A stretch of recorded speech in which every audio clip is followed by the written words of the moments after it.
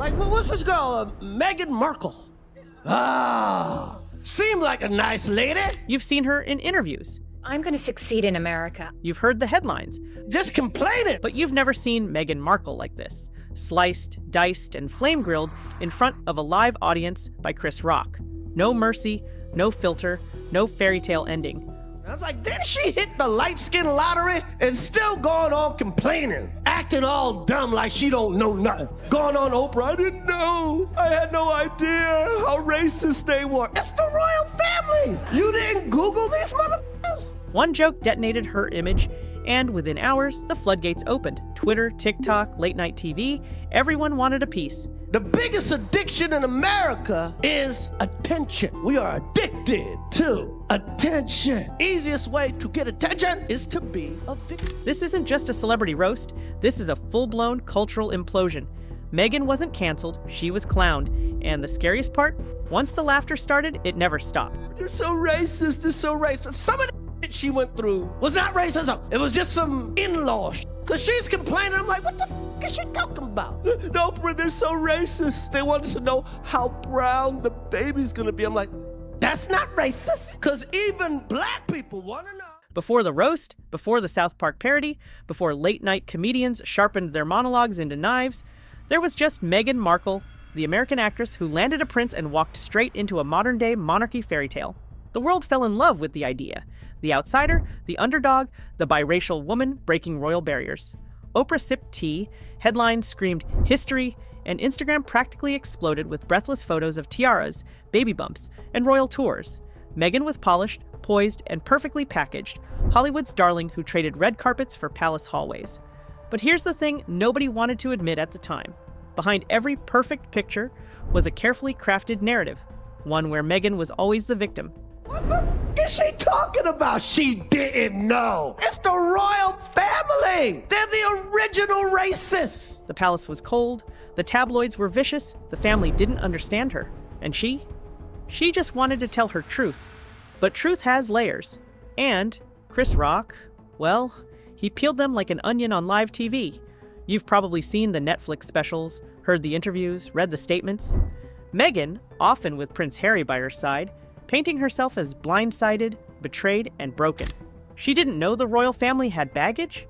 She didn't realize she was marrying into an institution older than democracy? Come on! As Rock put it, she didn't Google the royal family? That one joke, delivered sharp as a knife, wasn't just funny, it was fatal. Because it exposed the one crack Meghan couldn't patch with PR. The idea that she was naive. Posting up pathetic pictures. This is me eating sushi. Like me. This is me 25 years ago when I was hot. Like me. Oh, it's fucking sick. Suddenly, the Duchess became a punchline. The public started asking what Chris Rock dared to say out loud. Was Meghan really blindsided? Or was she just acting? You probably think this is where the story ends. That Meghan would clap back, spin the headlines, reclaim her narrative. You're wrong. Because what happened next wasn't just brutal. It was unstoppable. Here's where it gets really messy. Because Chris Rock didn't just crack a few jokes and call it a night. He rewired the way people saw Meghan Markle. That Netflix docuseries rebranded as a 6-hour infomercial for self-pity. Those teary interviews turned into meme fodder by TikTokers with better lighting and sharper editing. Twitter didn't just react, it erupted. Screenshots, sarcastic captions, "We want privacy" memes so vicious you could hear Buckingham Palace giggling. And let's not forget the TikTok remixers who stitched Meghan's Netflix monologues with sitcom laugh tracks, eye-roll gifs, and clips of people dramatically clutching pearls. Hey, it's the husband formerly known as Prince. Any luck getting a job? Oh, they had me driving for Uber Eats, but there were too many damn rules. Don't touch the food, don't taste the food, drive on the road. I'm sorry, Rowdy Weddy. Within hours, it wasn't poor Meghan. It was, oh God, her again. One moment, she's defending her trauma on Oprah. The next, she's a trending punchline stitched between clips of someone saying, "Girl, be serious." And the worst part? No one was stopping it, not even close. The funny thing about this roast? It went international. Across the pond, British comedians were practically foaming at the mouth. These weren't polite chuckles or subtle jabs. These were the kinds of jokes that feel like a knife wrapped in a smile. Meghan and Harry were painted as the ultimate royal hypocrites. fame-chasing, brand-dealing, status-obsessed posers pretending to reject the very thing they were profiting off of. "We want privacy!" they'd shout, while inking million-dollar deals with Netflix, Spotify, and anyone else willing to pay for a peek behind the curtain. British comics, with their dry venom, delivered punchlines that didn't just land, they stung. And the audience?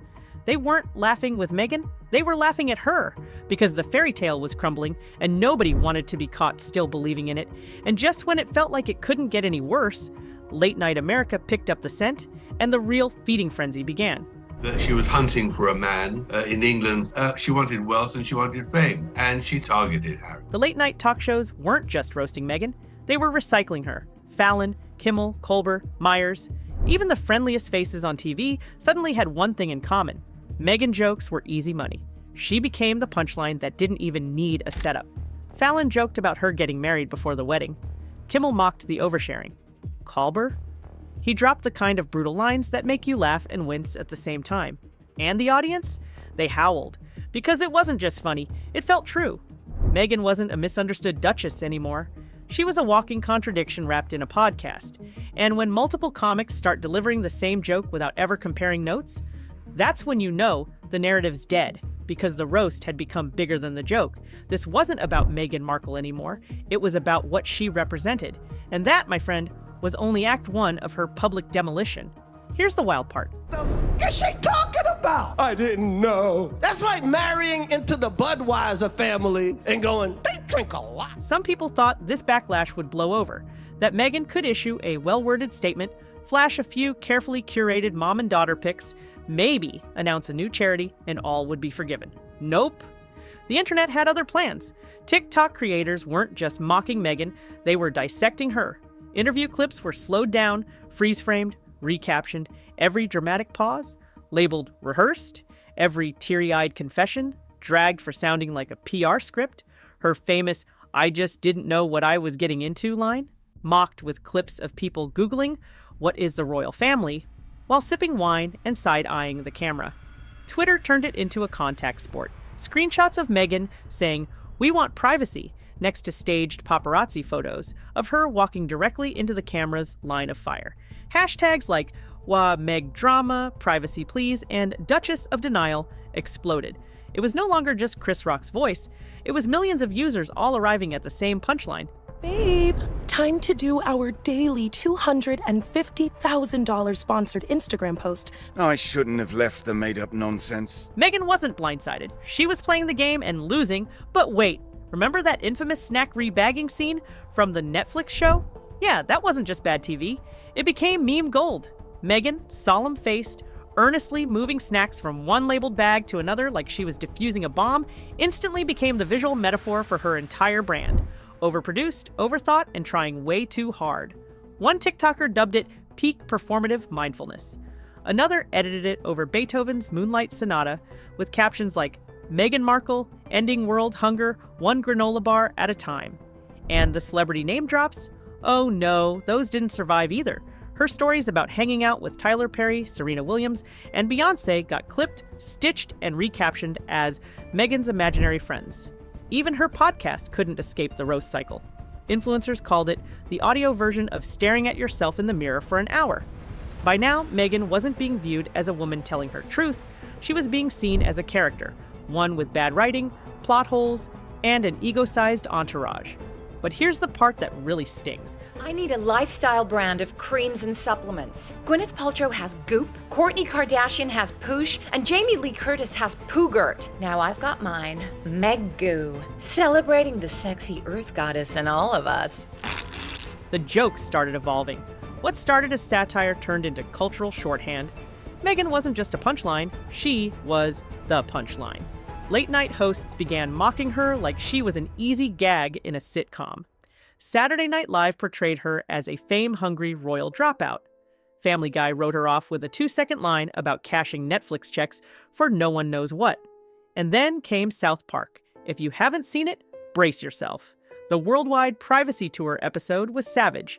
Meghan and Harry, the Prince and Princess of Canada, screaming for privacy while blasting themselves across the world on a press tour, holding signs like "Stop looking at us," while literally appearing on talk shows. The message was brutal because it was exact. It hit every contradiction, every PR misfire, every moment they tried to have it both ways. The result? Iconic animation that outlived every apology. Because once South Park roasts you, the internet never lets you go. And Meghan? She wasn't just roasted, she was immortalized. And not in a good way. You think that was bad? Keep listening. Because once the South Park roast aired, the floodgates didn't just open, they broke. Meghan and Harry weren't seen as rebels anymore. They were cast as clueless grifters stumbling through a world they desperately wanted to monetize. The worst part? The audience believed it. Saturday Night Live doubled down, crafting skits that didn't even bother with satire. They just reenacted Meghan's real-life soundbites with exaggerated expressions, and somehow it felt more believable than the original footage. The Duchess of Sussex had officially become a walking, talking parody of herself. And late-night TV?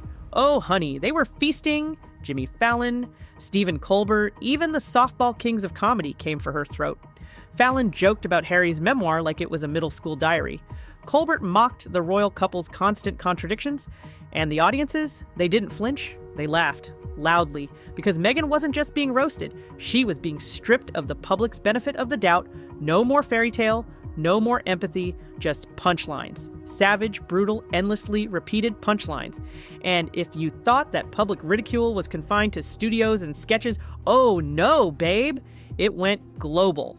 Club comics, podcast hosts, TikTok creators, Twitter trolls, everyone wanted a piece of the royal roast. At comedy clubs across the UK, Meghan became an instant punchline. Simon Brodkin shredded her Netflix stock as a 6-hour therapy session for millionaires. He called out the dramatized music cues, the slow-mo crying shots, and the endless "look at me" montages. "Careful, Harry, I spilled essential oils on the floor," he quipped. "Don't want you to slip into another trauma." And that wasn't even the harshest line. Meghan curtsying to the Queen, compared to complaining about airport security. And then there was Harry. The poor guy became collateral damage. Comics ripped apart his cringe-heavy oversharing in Spare, spinning his teary revelations into bits that made him sound like a pampered man-baby who still couldn't get over boarding school. But Meghan was still the main course. Her emotional monologues were dubbed Oscar speeches for an audience of one.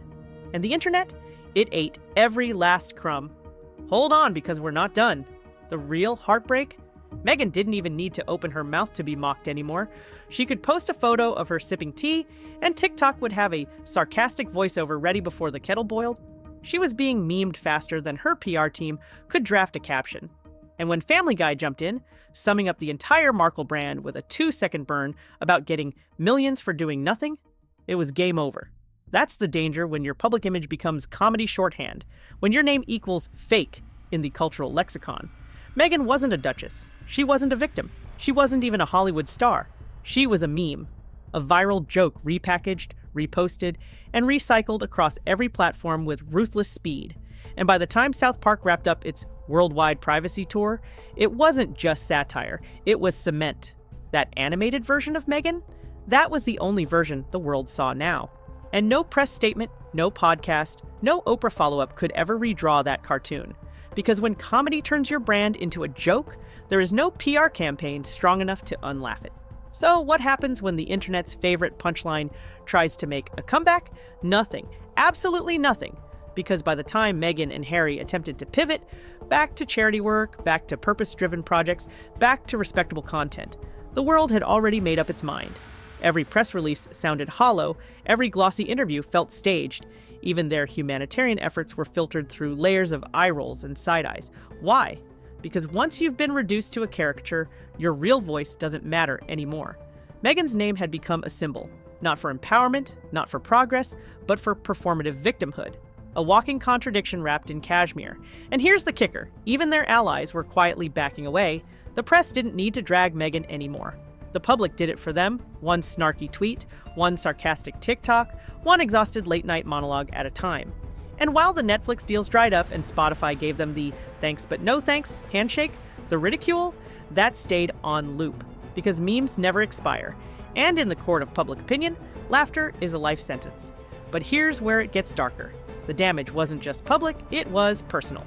Meghan and Harry's carefully built empire of truth-telling and authenticity began to crack from the inside. The most brutal example? The slow implosion of Sentebale, the charity Harry once called his life's work. When Sophie Chandaka, a respected figure within the organization, publicly distanced herself, it wasn't a quiet falling out, it was a cannon blast. Not just a disagreement, a slam heard around the world. She didn't mince words. She called out the couple's toxic media narrative, their selective outrage, their performative activism, and fans noticed. Suddenly, it wasn't just comedians questioning Meghan's sincerity, it was people inside her circle. People who had once believed in the mission. And Harry? He was left spinning, stunned that the very allies who once embraced them were now saying, enough. Because when the performative mask cracks, the fallout spreads, and you can't rebuild trust with another press tour, you can't buy back credibility with a new photo shoot, and you definitely can't erase South Park. And that's the real tragedy of this saga. Meghan didn't lose her narrative because of one bad interview, one awkward Netflix scene, or even one ruthless comedy special. She lost it because she underestimated the power of public perception. You can call out the press, you can challenge institutions, but when the people stop believing you, game over. The biggest addiction in America isn't fame or fortune, it's attention. And Meghan, she got it. She got all of it, but not the way she wanted. Because in a world driven by satire, sarcasm, and receipts, you don't get to control your story once it becomes content. Chris Rock may have started the fire, but the culture turned it into a blaze. And now, Meghan isn't the voice of the voiceless. She's not the brave duchess who stood up to the crown. She's a meme, a punchline, a permanent case study in how fast a brand can implode when the spotlight turns unfunny. The court jesters have spoken, and their verdict? Not funny enough to save.